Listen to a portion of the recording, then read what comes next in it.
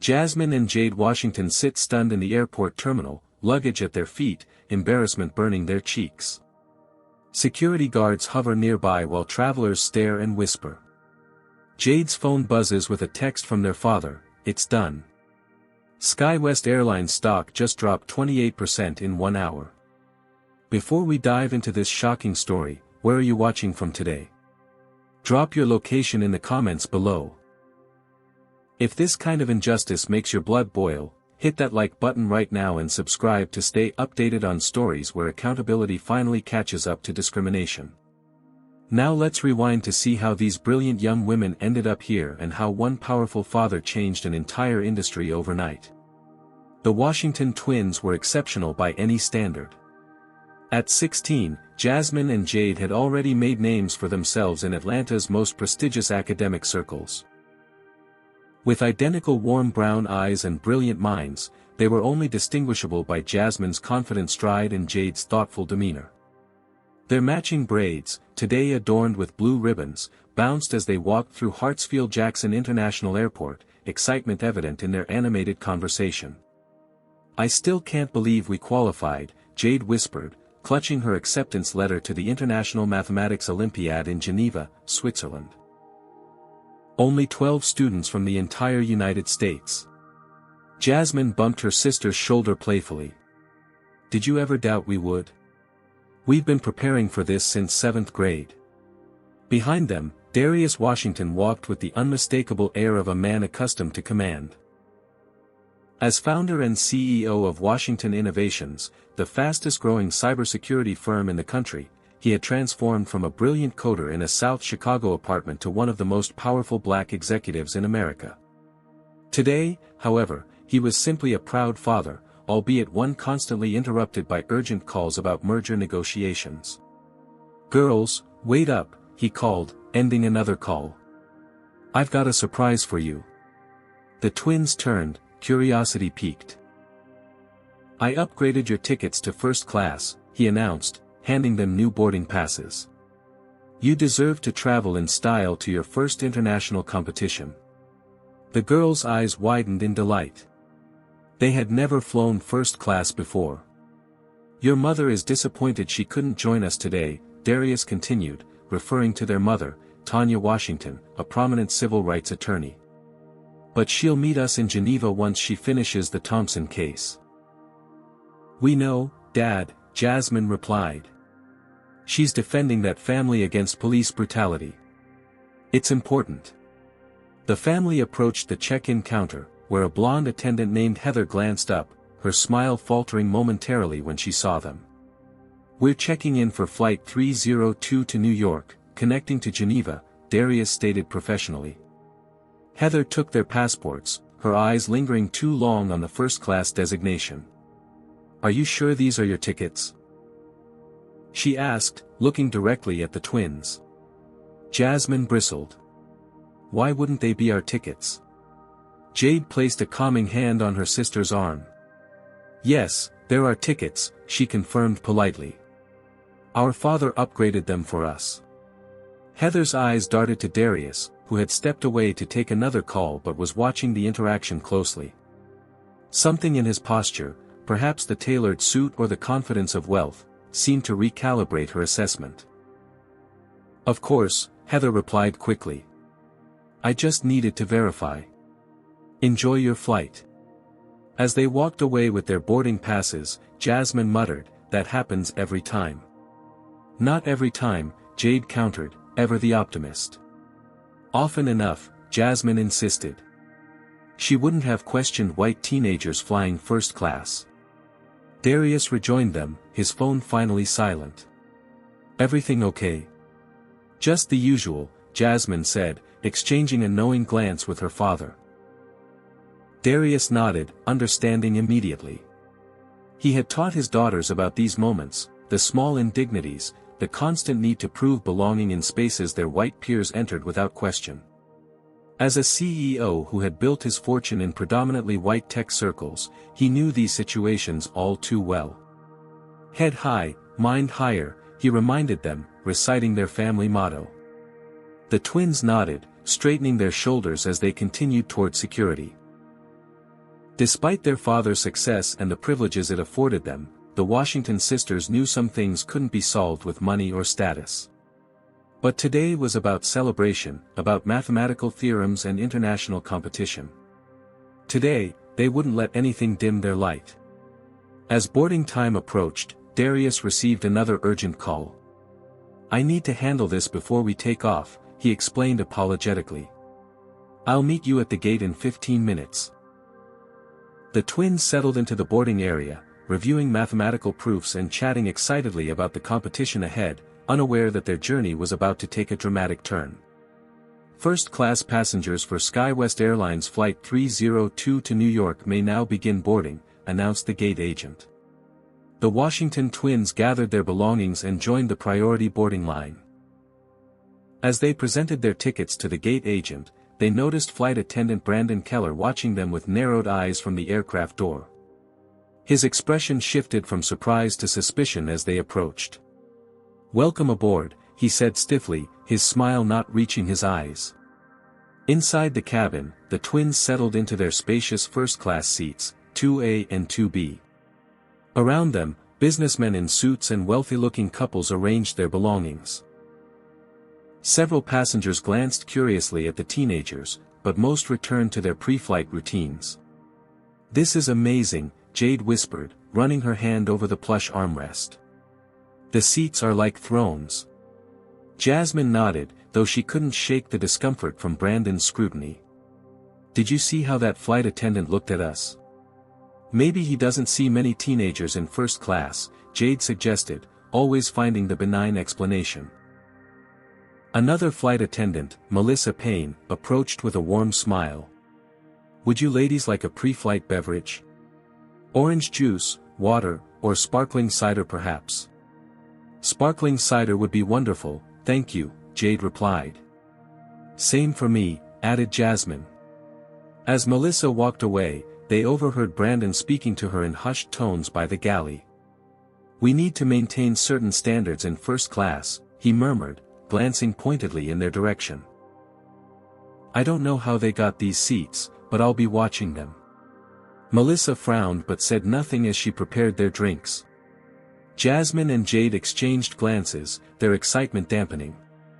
This was supposed to be a special experience, a celebration of their hard work and achievements. Instead, they were being treated like potential troublemakers. When Melissa returned with their drinks, she seemed apologetic. "Enjoy, ladies. If you need anything else, please don't hesitate to ask." The boarding continued as the coach passengers filed past. Some looked surprised to see black teenagers in first class, while others smiled or nodded politely. The seat beside Darius remained empty as the final boarding call was announced. "Dad's cutting it close," Jasmine said, checking her phone. Just then, Darius Washington strode onto the plane, ending a call as he approached. He stored his briefcase and settled beside Jade with a relieved sigh. "Sorry about that. Major client crisis averted," he explained. Brandon returned to the first-class cabin, offering pre-flight beverages to the remaining passengers who had boarded after the twins. When he finished serving everyone else, Jasmine noticed they had been skipped over. "Excuse me," she called politely as Brandon passed. "We haven't been offered beverages yet." Brandon turned, his expression cooling. "I believe my colleague already served you." "She brought us cider, but you're offering hot towels and taking drink orders for after takeoff," Jasmine clarified, gesturing to the other passengers with their cocktails and towels. "I must have overlooked you," Brandon replied tersely. "What would you like?" After taking their orders with visible reluctance, Brandon moved to the galley where he engaged in another whispered conversation with head flight attendant Patricia Lawson, a stern-looking woman in her 50s. The captain's voice came over the intercom, "Ladies and gentlemen, we have a slight delay due to a passenger disturbance. Please remain seated while we resolve this issue." Confused murmurs spread through the cabin. The Washington family exchanged puzzled glances, unaware they were the subject of discussion until Patricia Lawson approached their row with Brandon trailing behind her. "Is there a problem here?" Patricia asked, her voice carrying through the quiet cabin.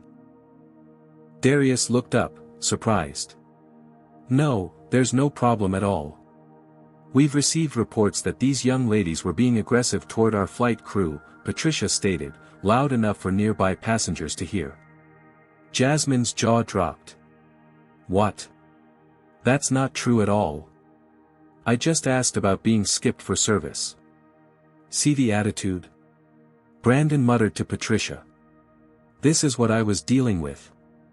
Jade, normally reserved, spoke up. We've been nothing but polite. This is a mischaracterization of what happened. An elderly black woman across the aisle, Evelyn Carter, interjected. I've been watching everything. These girls have been perfectly well behaved. They were simply asking for the same service everyone else received. Patricia ignored her, focusing on the twins. For safety reasons, we need passengers who can comply with crew member instructions. If you can't do that, we'll need to reevaluate your travel arrangements. Darius straightened, fully alert now. My daughters have complied with every instruction. They simply asked about service they hadn't received. What's really going on here? Sir, please don't escalate the situation, Patricia warned. Security has already been called for the safety of all passengers. Shocked gasps came from nearby passengers. Jasmine pulled out her phone and began recording. We need a record of what's happening, she explained quietly to her father. This isn't right. Brandon pointed at her phone. Recording is not permitted for security reasons. Actually, said a businessman from across the aisle, FAA regulations don't prohibit passengers from recording as long as devices are in airplane mode during critical flight phases, which we haven't entered yet. Patricia's face hardened. This discussion is over. Security will escort you off the aircraft. On what grounds? Darius demanded, his CEO authority evident in his tone. Threatening crew safety and non-compliance with crew instructions, Patricia recited, as if reading from a manual. Melissa appeared from the galley, distress clear on her face. Patricia, there must be some mistake. These passengers haven't done anything wrong. Return to your station, Melissa, Patricia ordered sharply. This is being handled. As if on cue, 2 security officers appeared at the aircraft door. The situation was spiraling out of control, and the Washington twins found themselves at the center of a nightmare they had done nothing to create. The sight of airport security officers entering the plane sent a wave of murmurs through the cabin. Passengers craned their necks to see what warranted such a response. For the Washington twins, time seemed to slow as the officers approached their row. These are the passengers, Patricia stated, gesturing toward Jasmine and Jade as if they were dangerous criminals rather than honor students headed to an academic competition. The first security officer, a stocky man with Howard on his badge, addressed them sternly. Ladies, we need you to gather your belongings and come with us. Why? Jasmine asked, her voice shakier than she wanted it to be.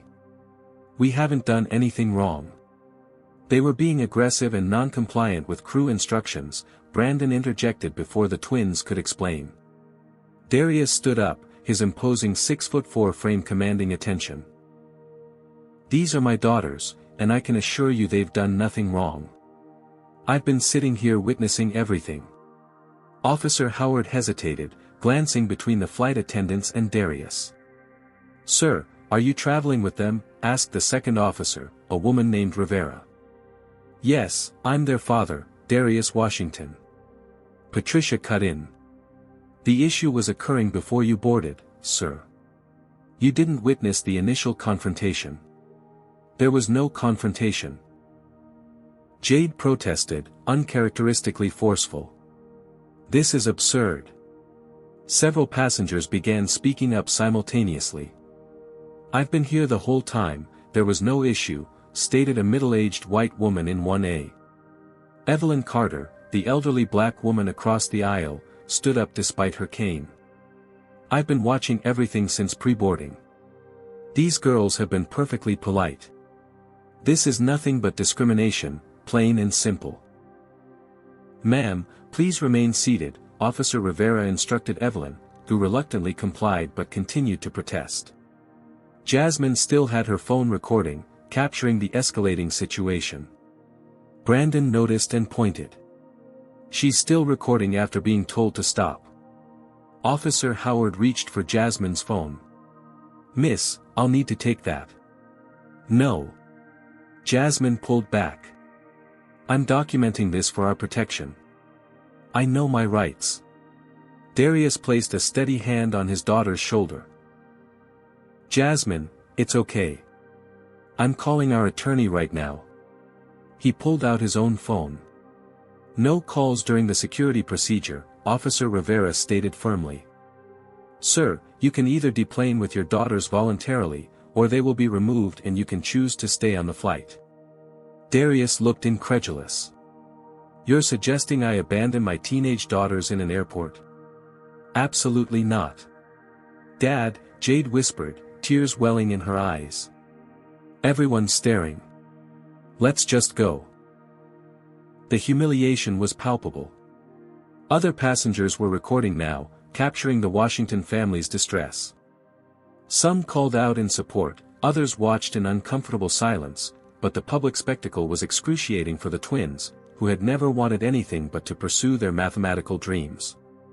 "Fine," Darius said finally. "We'll all deplane, but this is far from over." As they gathered their carry-on items, Patricia stood watching with barely concealed satisfaction.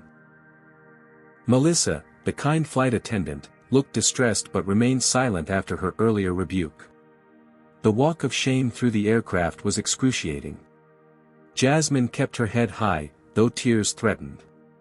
Jade couldn't hold hers back, silent tears streaming down her face as they passed row after row of staring passengers.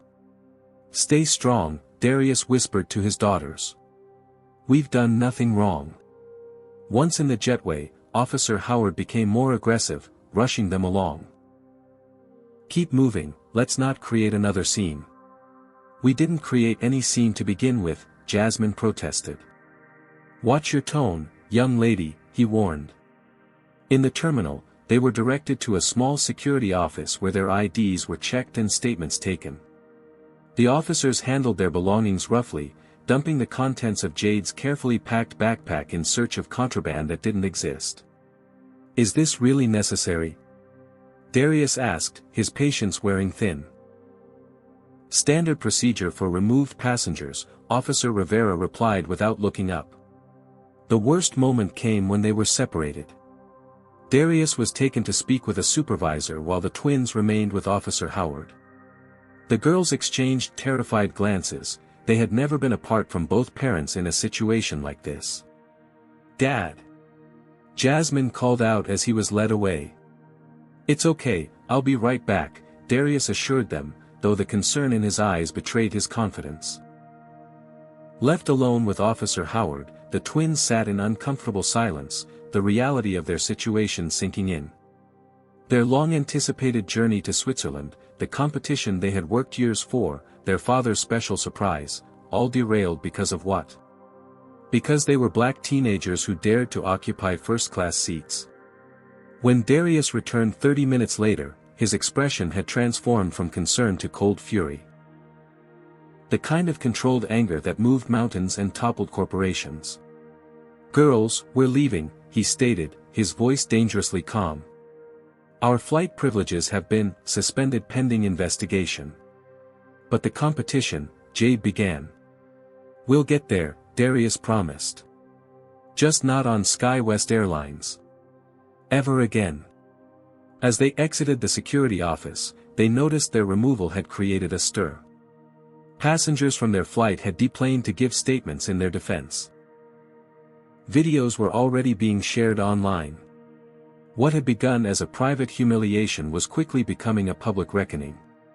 And Darius Washington, with the resources of a tech empire at his fingertips and the protective instinct of a father whose children had been wronged, was just getting started. "Where are they? Where are my daughters?" Darius Washington's voice echoed through the SkyWest Airlines customer service area. After being separated during the security questioning, he had emerged to find the twins missing from the waiting area where they were supposed to meet. The customer service representative, a young man named Tyler, looked up nervously. "Sir, I don't have any information about." "Check again," Darius interrupted, pulling out his phone. "Jasmine and Jade Washington, removed from Flight 302 approximately 40 minutes ago." Tyler tapped at his keyboard while Darius tried calling both girls again. Straight to voicemail. His heart raced despite his outwardly composed demeanor. In America, a black father knew too well the dangers when his children disappeared into a system not designed to protect them. "It appears they were escorted to Terminal B security office," Tyler finally reported. Without another word, Darius strode toward Terminal B, his mind calculating each step ahead like the tech strategist he was.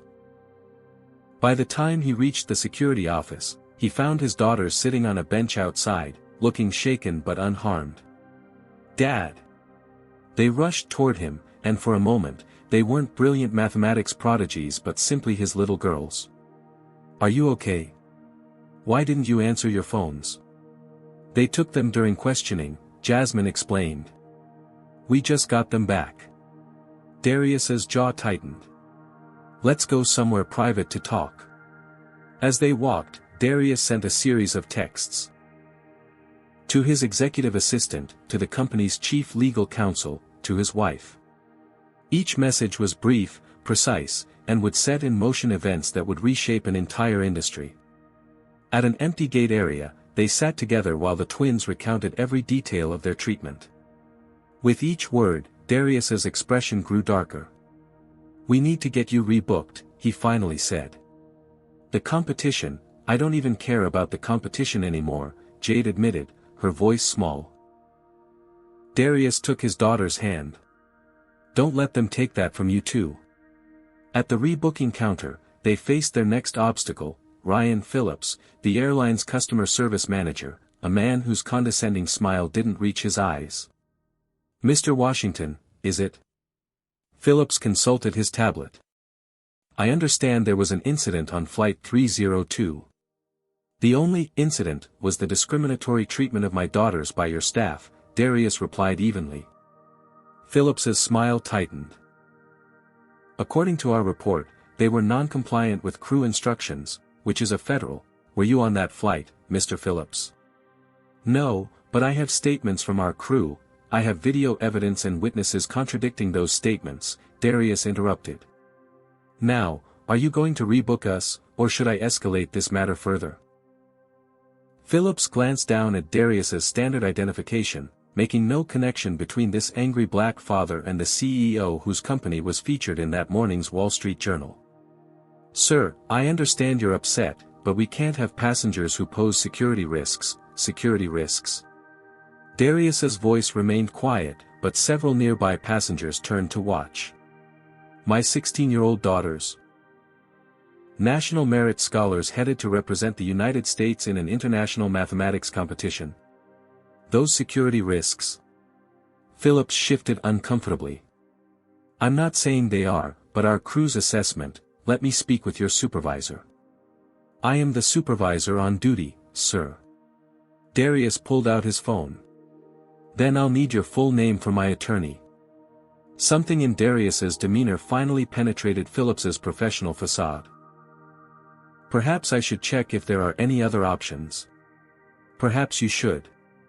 As Phillips retreated to make calls, Darius turned to find several passengers from their original flight approaching, led by Evelyn Carter, the elderly woman who had defended the twins. "Mr. Washington." "I'm Evelyn Carter. What happened on that plane was a disgrace. I've already submitted my witness statement to your social media accounts." Darius looked confused. "My social media accounts?" Jasmine held up her phone, showing him the trending hashtag #FlyingWhileBlack. Their video had gone viral in less than an hour. "The internet works fast, Dad," she explained. Another passenger stepped forward. "I'm Dr. Martin Goldstein. I was in first class as well. I've been flying with SkyWest for 20 years and never seen anything like this. I've also submitted my account." Phillips returned, his entire demeanor transformed. Mr. Washington, I've just been informed of your position. I had no idea we were serving the CEO of Washington Innovations. The temperature in the conversation dropped 20 degrees. And if I were just another black father protecting his children? Would that deserve less respect, Mr. Phillips? Phillips blanched. Of course not, I just meant, I know exactly what you meant. Darius turned to his daughters. We're not flying SkyWest. Sir, please, I've arranged first-class tickets on our next flight, too late. Darius guided his daughters away, leaving Philip stammering behind them. In a quiet corner of the terminal, Darius made a call that would change everything. Marcus? It's Darius. Initiate protocol Black Swan for SkyWest Airlines. Yes, immediately. And call an emergency board meeting. We're terminating our cybersecurity contract. Have you ever been in a situation where someone underestimated you before realizing who you really were? Comment 1. If you've experienced that satisfying moment of watching someone's attitude completely change. Did Darius make the right call using his business leverage? Hit like if you think he was justified, and subscribe if you want to see how this corporate showdown unfolds. What do you think will happen to SkyWest stock once word gets out that they're losing Washington Innovations' multi-million-dollar contract? Let's continue and find out. The presidential suite at the Atlanta Airport Marriott wasn't Darius Washington's preferred setting for a family crisis management session, but it provided the privacy they desperately needed. While Jade curled up on the sofa, emotionally drained, Jasmine paced the room, furiously scrolling through social media reactions to their video. It's up to 3 million views now, she reported.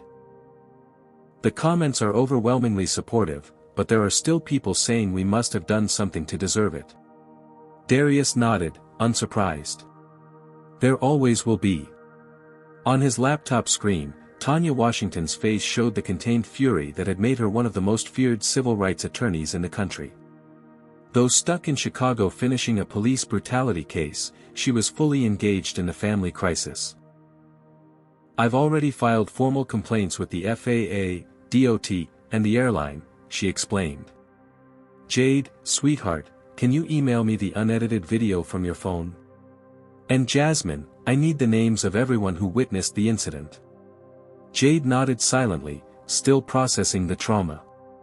For the mathematically gifted teenager who found comfort in the predictability of numbers, the arbitrary nature of discrimination was particularly destabilizing. Are you okay? Darius asked her gently.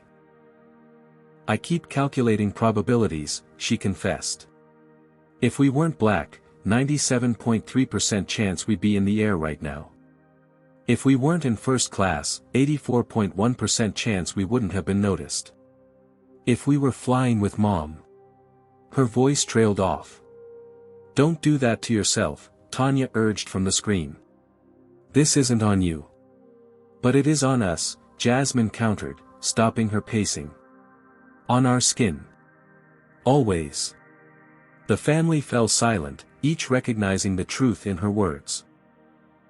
Privilege had insulated the Washington twins from many realities that other black teenagers faced, but it had never been able to shield them completely.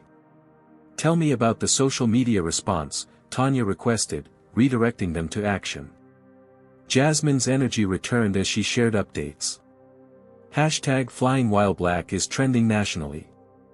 Several passengers have posted their videos. CNN has reached out through my school email somehow.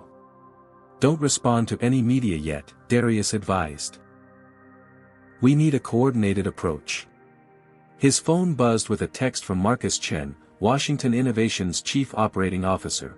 Board unanimously supports contract suspension. Legal has confirmed we're on solid ground. Stock monitoring in place.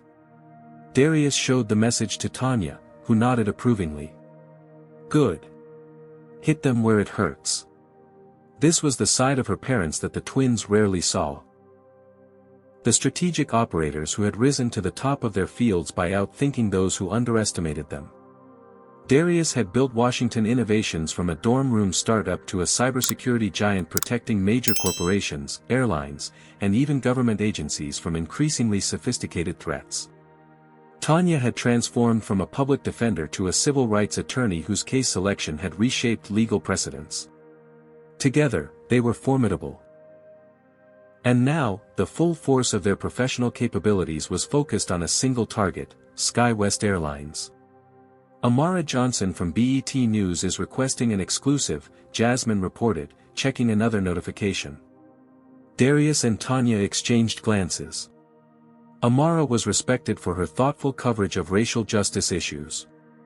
Tell her we'll consider it, Tanya decided. But not today. You girls need rest. On the television, breaking news interrupted regular programming. SkyWest Airlines facing backlash after viral video shows black teenagers removed from flight. The airline stock has dropped 7% in afternoon trading. 7% is just the beginning, Darius stated, checking his own alerts. Washington Innovations provides cybersecurity for the entire One World Alliance, including SkyWest. Our contract is worth $38 million annually to them. Jasmine's eyes widened. You're terminating their contract. Suspending pending review, Darius clarified. Which legally accomplishes the same thing but gives us negotiating leverage. A new email appeared on his screen from Harold Bennett, SkyWest CEO, with the subject line, urgent discussion needed. That was fast, Tanya remarked. Jade finally spoke up. Is this right, though? Using your business position this way? The question hung in the air. The ethical consideration that made the Washington family different from others with similar power. They had always taught their daughters that privilege came with responsibility, that power without principle was simply another form of oppression. Darius sat beside Jade. I've spent 20 years playing by their rules. Filing complaints. Speaking professionally when I wanted to scream. Accepting apologies that changed nothing. And in all that time, do you know what's actually created change? Jade shook her head. Economic consequences. It's the only language corporate America consistently understands. But this affects more than just the flight attendants who were racist to us, Jade pointed out. There are thousands of employees at SkyWest.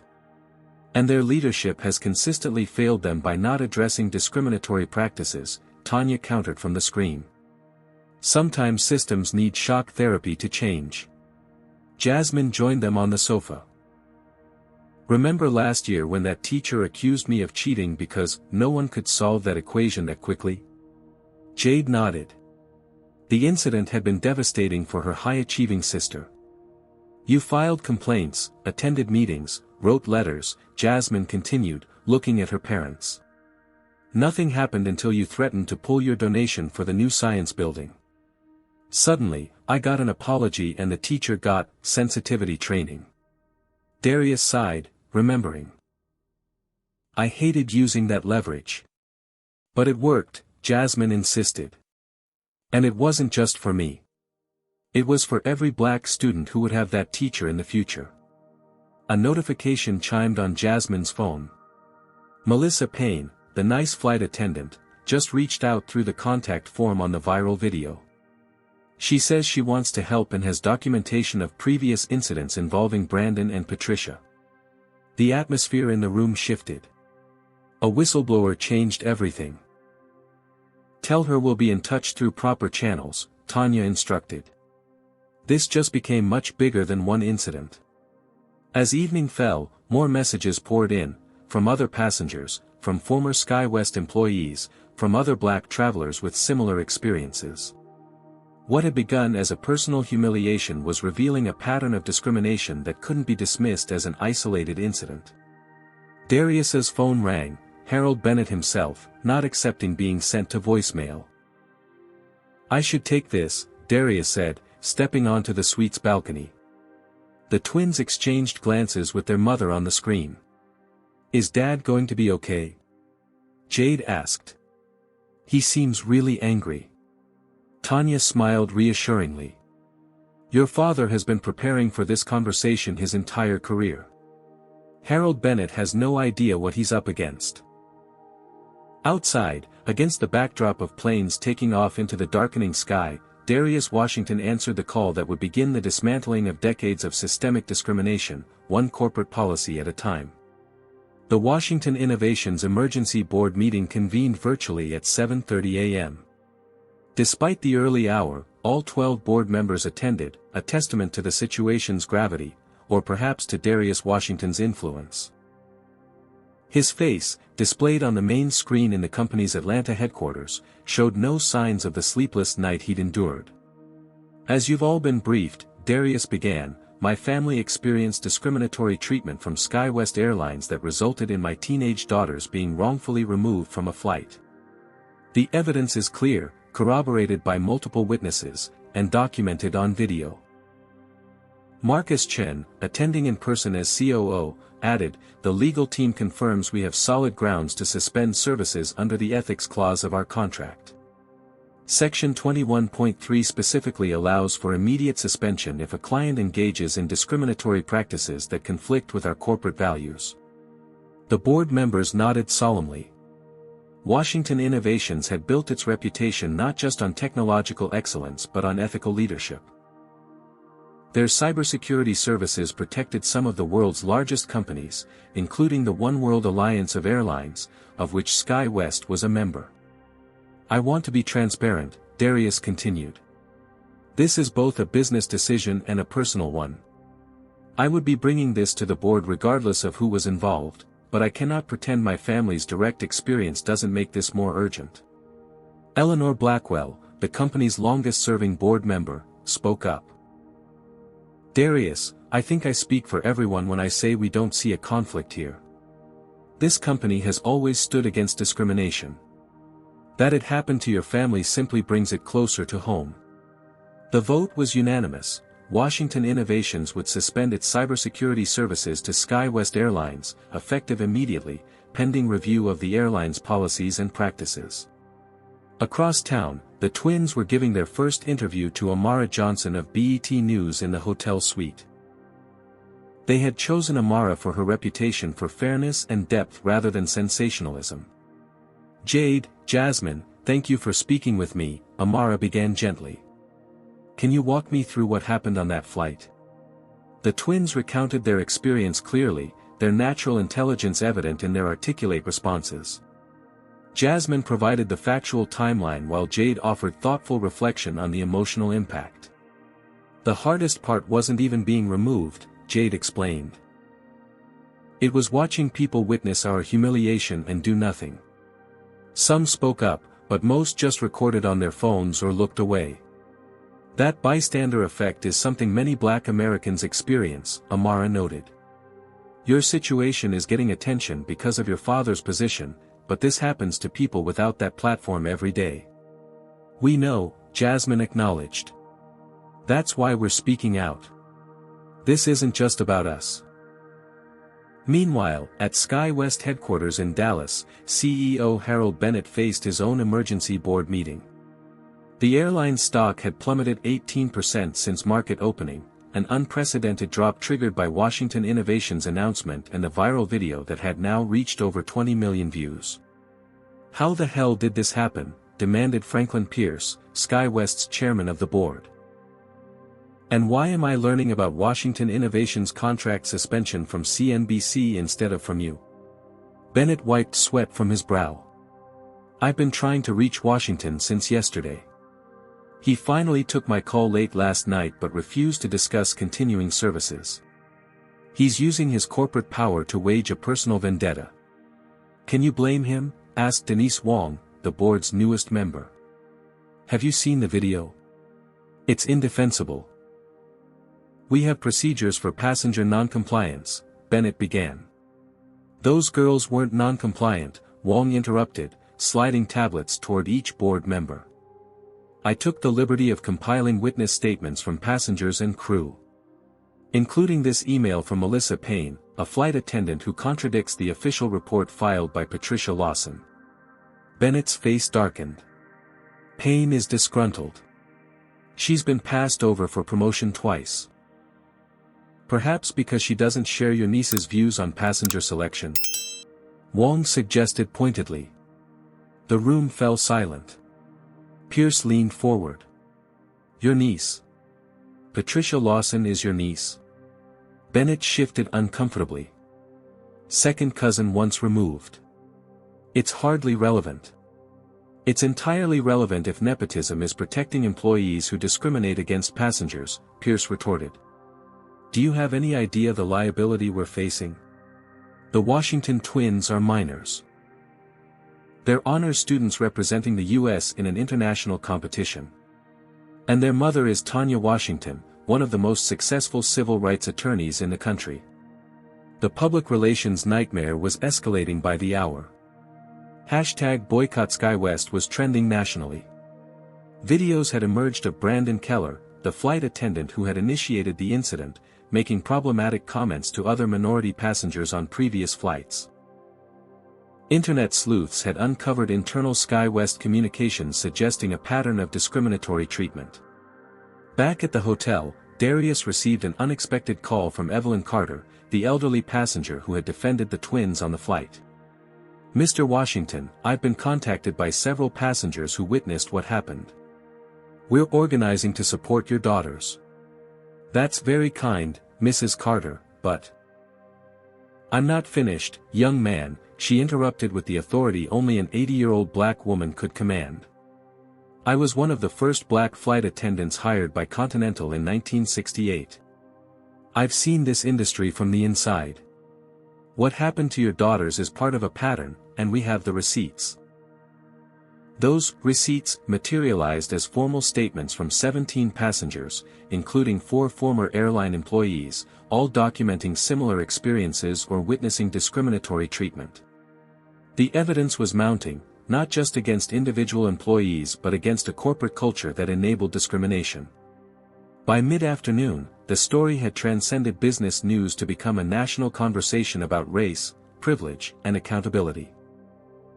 Other CEOs of major companies began reaching out to Darius, some offering support, others nervously checking their own relationships with Washington Innovations. When Harold Bennett finally managed to arrange a video call with both Darius and Tanya Washington, he came prepared with a settlement offer, full compensation for the missed flight, first-class upgrades for a year, and a public apology blaming miscommunication. Tanya's response was scalpel-sharp, Mr. Bennett, you seem to be under the impression that this is a customer service issue that can be resolved with vouchers. Let me be clear, this is a civil rights violation that reveals systemic problems within your organization. We take these allegations seriously, Bennett began. Not allegations, Darius corrected. Documented incidents with video evidence and multiple witnesses. What exactly are you looking for here? Bennett asked, frustration evident. We've offered compensation and apologies. Tanya leaned forward. Accountability and structural change. Your employees' behavior didn't happen in a vacuum. We want a full external audit of your diversity practices, anti-bias training that's actually effective, and transparent reporting on passenger removal demographics. And the immediate termination of the employees involved, Darius added. Bennett balked. We have union agreements and procedures, then follow them, Tanya interrupted. But Brandon Keller and Patricia Lawson cannot continue representing your airline after publicly humiliating 2 minors based on racial bias. The negotiations continued into the evening, with Bennett growing increasingly desperate as SkyWest stock closed down 23%, a single-day loss of over $800 million in market value. Other members of the One World Alliance began distancing themselves, concerned about reputational damage by association. When the Washington family finally retired for the night, they were exhausted but resolute. What had begun as a personal humiliation had evolved into something much larger, a moment of potential transformation for an entire industry. Do you think anything will really change? Jade asked as they prepared for bed in the hotel suite. Darius considered the question seriously. Meaningful change is never guaranteed. But sometimes, the right pressure at the right moment can shift the foundations just enough to create an opening. And we have to try, Jasmine added, for everyone who doesn't have a CEO dad or a civil rights attorney mom to fight for them. Tanya, still in Chicago but connected via video call, smiled proudly at her daughters. That's exactly right. Now get some sleep. Tomorrow will be another long day. As the twins drifted off, their phones continued to buzz with notifications. Messages of support, media requests, and updates on the still unfolding story. Outside their window, planes took off into the night sky, carrying passengers who would soon learn how two teenage girls had sparked a reckoning that could no longer be ignored. Morning sunlight filtered through the hotel suite's curtains as Jasmine scrolled through the overnight developments on her phone. Beside her, Jade slept fitfully, having tossed and turned through much of the night. Anything new? Darius asked, setting down coffee for his daughter. SkyWest stock is down another 5% in pre-market trading, Jasmine reported. And we've received over 3,000 messages through social media. She hesitated before adding, not all supportive. Darius nodded, unsurprised. Let me see the worst ones. Jasmine handed him her phone, open to a comment thread where anonymous users questioned their story, suggested they had misbehaved, or accused the family of leveraging the race card for financial gain. This isn't new, Darius said after reading. When I started Washington Innovations, investors questioned if a black man could build a cybersecurity firm that would be trusted by major corporations. When your mother won her first major civil rights case, commentators suggested she was playing identity politics rather than practicing law. Does it ever get easier? Jasmine asked. No, he admitted. But you get stronger. Jade stirred, reaching for her glasses. Unlike her sister, who processed stress through action, Jade had withdrawn into herself since the incident. As the quieter twin, she had always been more vulnerable to others' perceptions. I dreamed we were back on the plane, she said softly. But this time everyone was recording us, and nobody spoke up. Jasmine moved to sit beside her sister. That's not what happened. People did speak up. Not enough of them, Jade countered. And too late. The conversation paused as Tanya called in from Chicago, where she was wrapping up her case before flying to Atlanta. How are my brave girls this morning? She asked, her voice warm despite the professional attire she already wore for court. Coping, Jasmine answered for both of them. Tanya's expression softened with concern as she noticed Jade's subdued demeanor. Jade, sweetheart, I know this has been especially hard on you. But I want you to remember something your grandmother used to say, when they push you down, don't just get up, climb higher. Jade managed a small smile, remembering the fierce Washington matriarch who had marched with Dr. King and later became one of the first black female principals in Atlanta's school system. We've received an interesting development, Darius informed Tanya. The International Mathematics Olympiad Committee has extended their registration deadline specifically to accommodate the girls. Apparently, several competitors and judges contacted them about the situation. This news penetrated Jade's withdrawal. Mathematics had always been her sanctuary, the place where logic prevailed over prejudice. Really? We can still compete? If you want to, Darius confirmed. Before Jade could respond, Jasmine's phone rang with an unfamiliar number. Hello, she answered cautiously. Is this Jasmine Washington? Asked a trembling voice. This is Tamika Johnson. I saw what happened to you and your sister on the news. Something similar happened to me on SkyWest last month, but nobody believed me. Jasmine put the call on speaker. Ms. Johnson, can you tell us what happened? As Tamika recounted her experience, being accused of sitting in the wrong seat despite having a valid boarding pass, then being escorted off the plane when she protested, the Washington family exchanged glances. Tamika hadn't had the advantages of first-class tickets, a CEO father, or a viral video. Her complaint had been dismissed by customer service, her story untold. Would you be willing to share your experience formally? Tanya asked, attorney mode activating. You're not alone, and your testimony could help create real change. After speaking with Tamika, the floodgates opened. Throughout the morning, more travelers reached out with similar accounts. Melissa Payne, the sympathetic flight attendant, provided internal emails showing complaints about Brandon Keller's treatment of minority passengers had been repeatedly ignored. Former SkyWest employees described a culture where raising concerns about discrimination led to being sidelined professionally. This is bigger than us, Jasmine realized, organizing the growing evidence into categories on her laptop. It always was, Darius replied. You and Jade were just the catalyst. The twins spent the afternoon speaking with Amara Johnson for a follow-up segment, this time focusing not just on their experience but on the pattern it revealed. Jade, finding purpose in analysis, had created a database of incidents reported to them, identifying troubling statistical patterns. Based on the reports we've received, she explained to Amara, black passengers are approximately 7. 4 times more likely to be removed from SkyWest flights than white passengers, controlling for all other variables. That's not coincidence, that's systemic. Watching her formerly withdrawn daughter speak with such clarity and purpose, Tanya felt a complex mix of pride and sadness. The twins were being forced to grow up faster than they should have, confronting realities that no parent could fully shield them from. Meanwhile, the corporate drama escalated. Harold Bennett had called an emergency press conference to announce SkyWest's commitment to a comprehensive review of passenger service policies.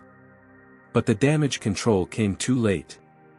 Major business clients were rerouting their corporate travel away from SkyWest, and tourism boards in predominantly black cities like Atlanta and New Orleans were advising travelers to choose other carriers. By late afternoon, Darius received the call they had been waiting for. Harold Bennett was ready to meet their demands, all of them.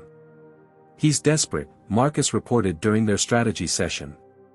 The board is meeting tonight to discuss his future with the company. There's talk they might ask for his resignation. That wasn't our objective, Darius noted, though his tone lacked conviction. Wasn't it? Tanya challenged through the video connection. Leaders set culture. If Bennett has been protecting discriminatory practices, his removal is a necessary first step toward real change. As they prepared for the next day's face-to-face meeting with SkyWest executives, Jade retreated to the hotel balcony, mathematical equations scrawled across her notebook as she processed the events through the comfort of numbers and probabilities. Jasmine joined her, bringing hot chocolate. You okay? Jade didn't look up immediately.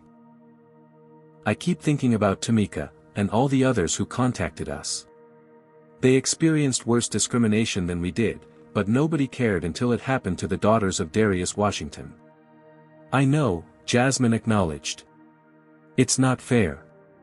It's not just unfair, it's a statistical anomaly that distorts the response. Our privilege is skewing the data.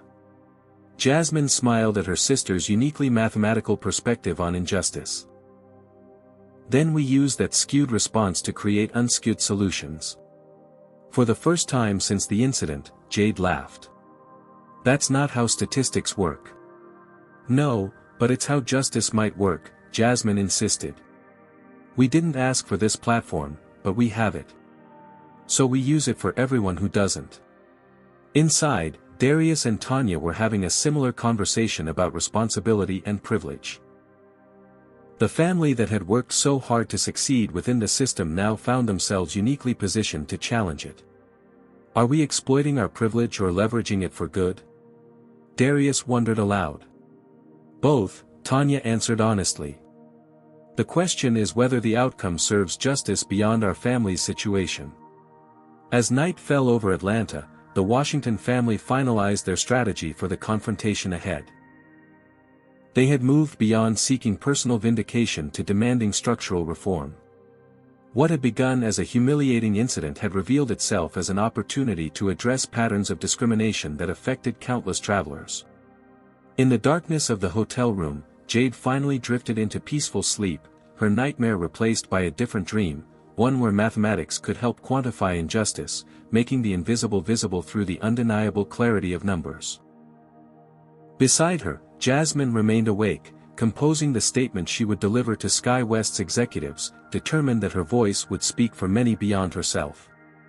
Outside their window, planes continued taking off and landing, carrying thousands of passengers, each with their own stories, their own vulnerabilities, their own encounters with systems designed without them in mind.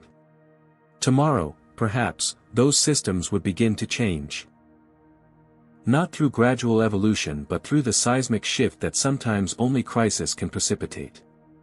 And it had all begun with two black teenagers who simply wanted to fly first class to a mathematics competition. The SkyWest Airlines corporate headquarters in Dallas projected power through every design choice, soaring glass walls, aviation-inspired architecture, and a massive company logo dominating the lobby. But as the Washington family entered the building, they carried with them a different kind of power, the momentum of truth and public support. "Quite the welcome committee," Jasmine murmured, noting the nervous executives lined up to greet them. Security had cleared the lobby of media, but photographers clustered outside, capturing the family's arrival. Tanya Washington, having flown in that morning, walked slightly ahead, her tailored suit and unwavering gaze establishing her presence as both mother and formidable attorney. Behind them followed their legal team and Marcus Chen, representing Washington Innovation's corporate interests. "Mr. and Mrs. Washington, thank you for coming," greeted Catherine Reynolds, SkyWest's chief legal officer. "We've prepared the conference room for our discussion." They were escorted to the top floor, where Harold Bennett awaited with the airline's executive leadership and board representatives. As they entered the expansive boardroom with its panoramic view of Dallas, the atmosphere crackled with tension. "Before we begin," Tanya stated, placing her briefcase on the table, "we want to be clear that this meeting is being documented for potential legal proceedings. Do you consent to this recording?" Bennett glanced at his legal team, who nodded reluctantly. "We do." "Excellent. Now, we were promised that Brandon Keller and Patricia Lawson would be present for this discussion." Given the sensitive nature, Bennett began. "Their presence was a condition of this meeting," Darius interrupted. "Either they participate, or we walk now and proceed directly to litigation."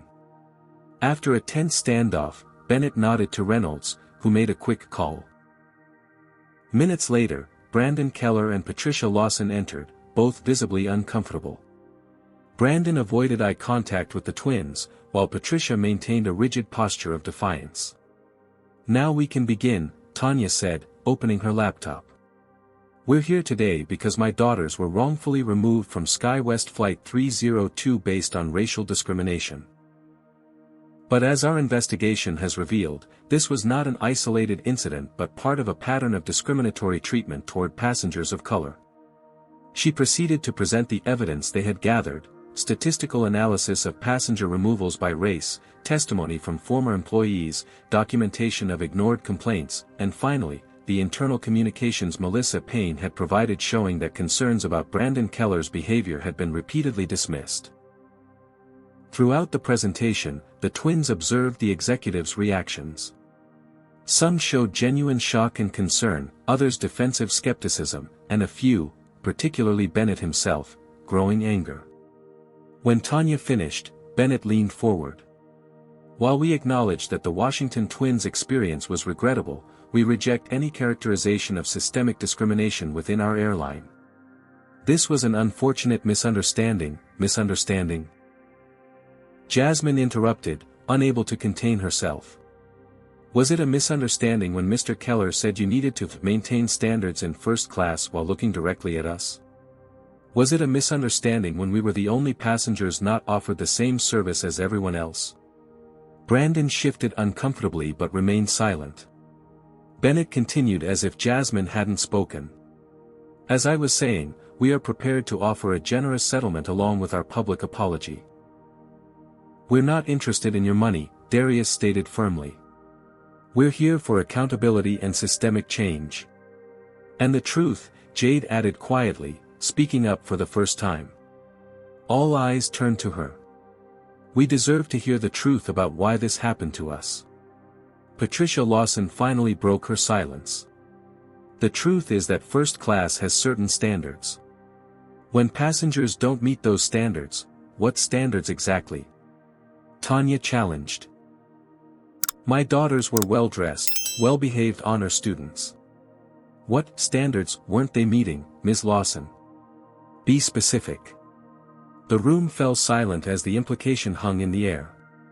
Patricia looked to Bennett, who avoided her gaze.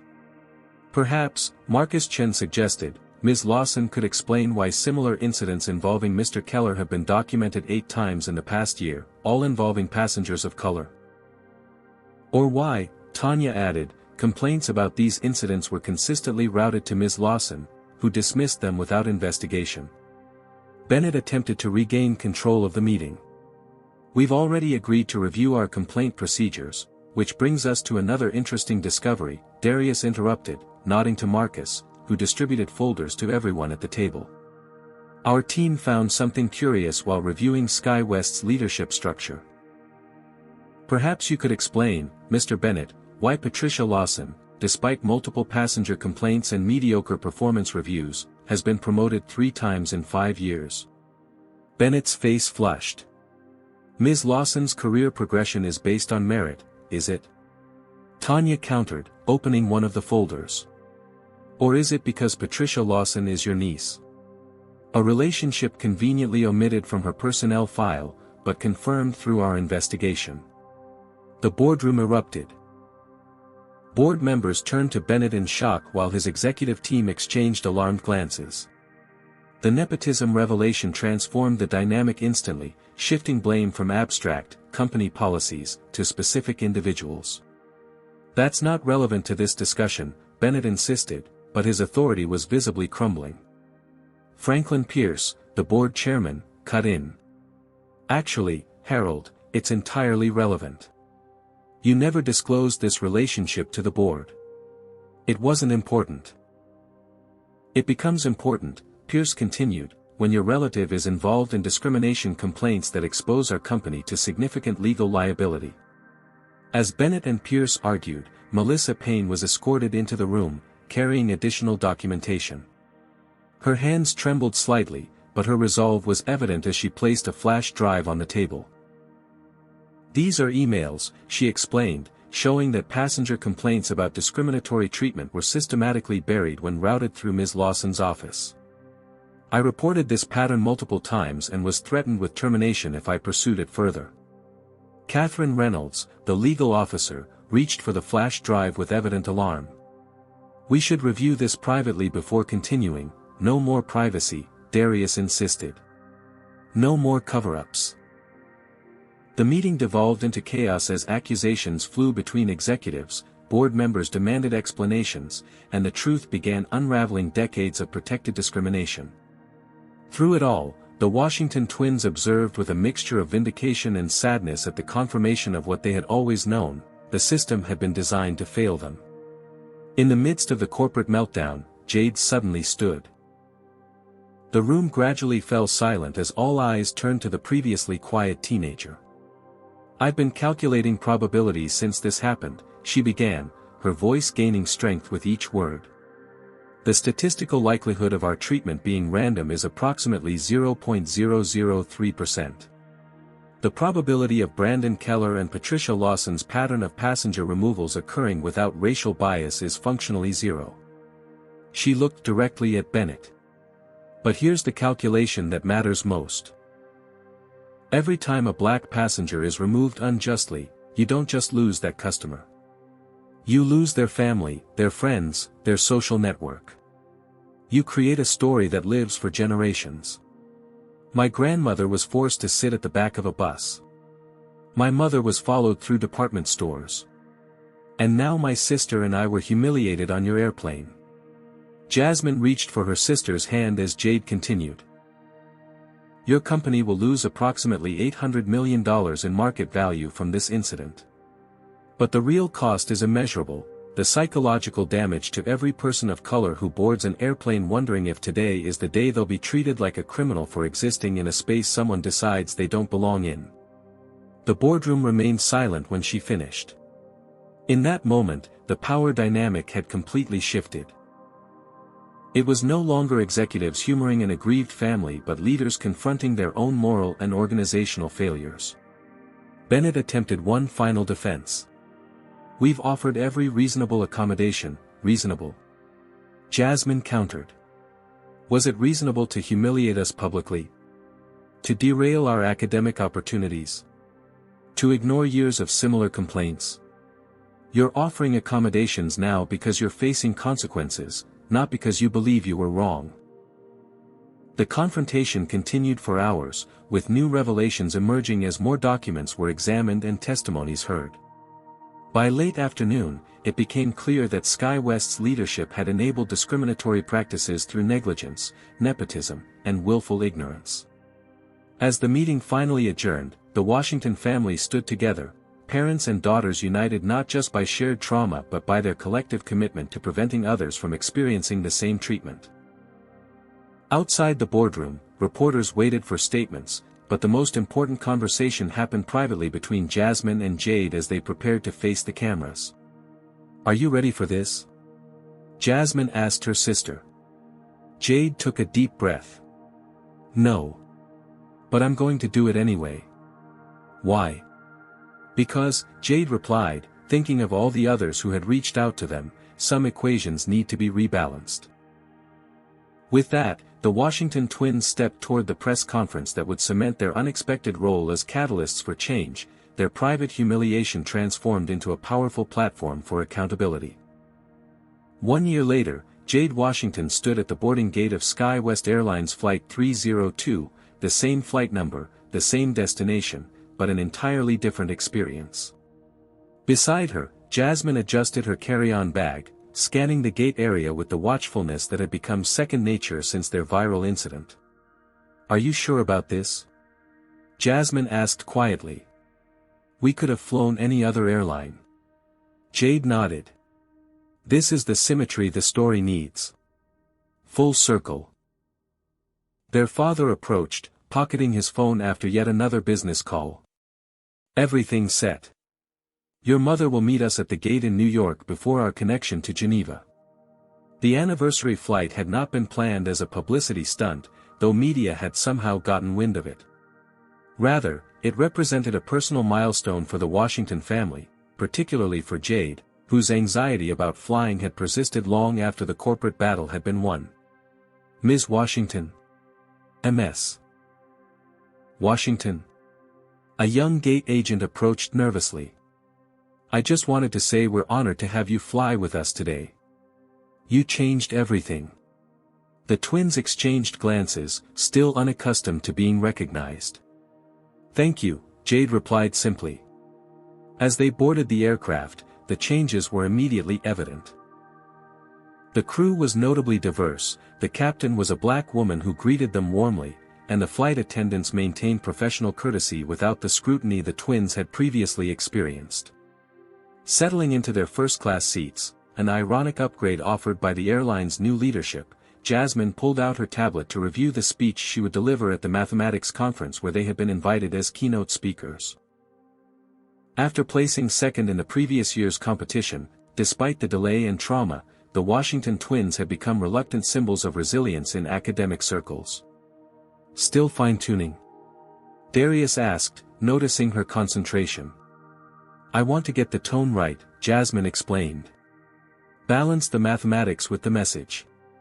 The past year had transformed both girls in different ways. Jasmine had embraced advocacy, launching a non-profit organization called Equal Altitude that documented discrimination in transportation and travel. Jade had channeled her analytical mind toward developing statistical models that helped identify patterns of bias in customer service industries. Both approaches served the same purpose, ensuring their experience created lasting change. As the flight reached cruising altitude, Darius reflected on the tumultuous year behind them. The confrontation at SkyWest headquarters had indeed proven to be a turning point, though not precisely as they had anticipated. Harold Bennett had resigned under pressure from the board, taking Patricia Lawson with him. Brandon Keller had been terminated immediately. But the real transformation came through the structural changes that followed. SkyWest had been forced to implement comprehensive anti-bias training developed in consultation with civil rights organizations. An independent oversight committee now reviewed all passenger removal incidents. Most significantly, the airline industry as a whole had adopted new transparency requirements around passenger demographics and complaint resolution. The Washington family had declined the substantial financial settlement initially offered, instead establishing a scholarship fund for minority students pursuing STEM education. The decision had earned them both praise and criticism. Some calling it noble, others suggesting they had left money on the table. "Dad, look," Jade said, interrupting his thoughts. She handed him her tablet, showing a news article about SkyWest's latest quarterly report. Under new leadership, the airline had not only recovered its market value but had become an industry leader in diversity metrics and customer satisfaction. Transformation through crisis, Darius mused. Sometimes that's the only way systems change. Though not without resistance, Jasmine added, thinking of the backlash their family had weathered. The death threats that had required temporary security. The conservative commentators who had accused them of playing the race card. The endless dissection of their lives and characters in search of flaws that would discredit their claims. Yet here they were, flying on the very airline that had once humiliated them, witnessing the tangible results of their refusal to accept injustice quietly. When they landed in New York, Tanya was waiting as promised. The family's reunion was captured by several passenger videos, though with respectful distance rather than the invasive documentation of the previous year. "How was the flight?" Tanya asked, embracing her daughters. "Uneventful," Jade replied with a smile. "Exactly as it should be."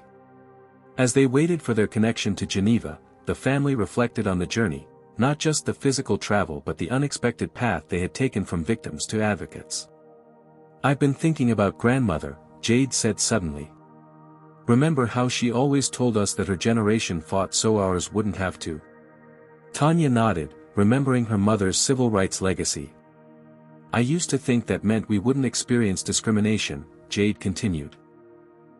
"But now I understand she meant we would have different tools to fight it when we did. The tools of education, technology, financial leverage," Darius added. "And mathematics," Jasmine interjected with a grin, nudging her sister. Their laughter attracted curious glances from nearby travelers, some recognizing the family whose viral video had sparked an industry reckoning, others simply noticing their evident joy despite the serious conversation.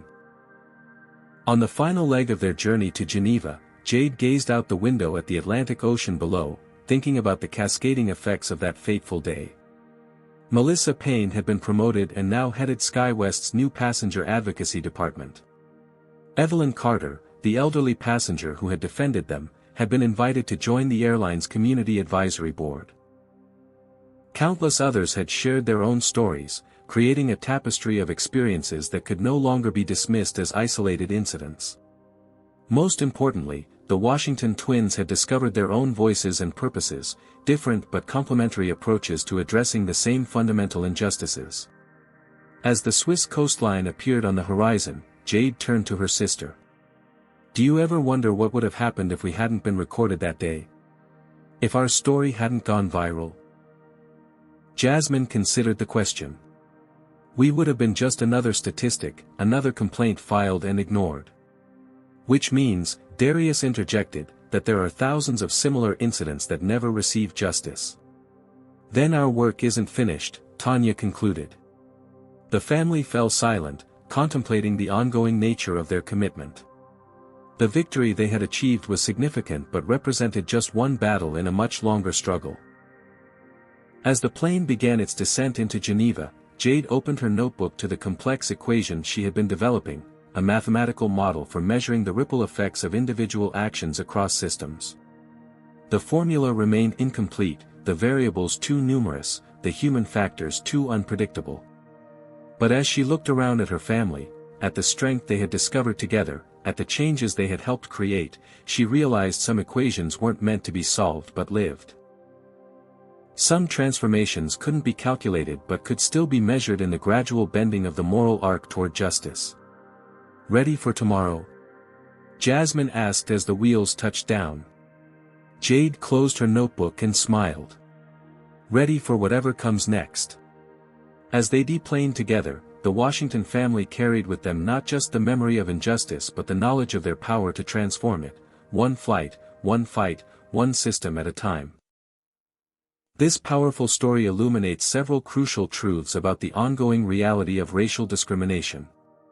First, privilege doesn't shield people of color from racism, it merely provides different tools to fight it.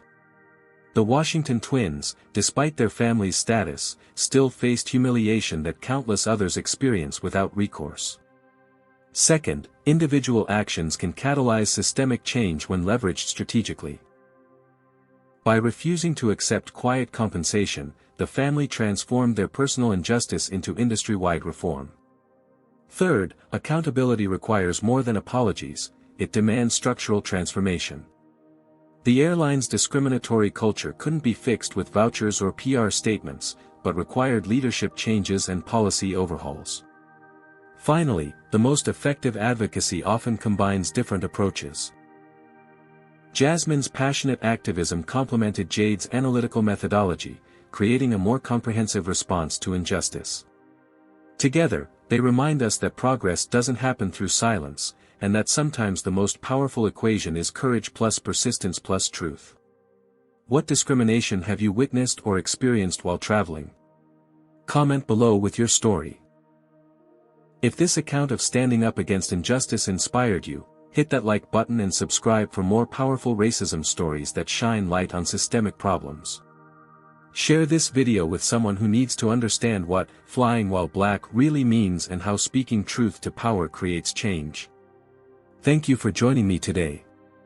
Remember, sometimes the most important journeys aren't measured in miles, but in the courage to stand up for what's right.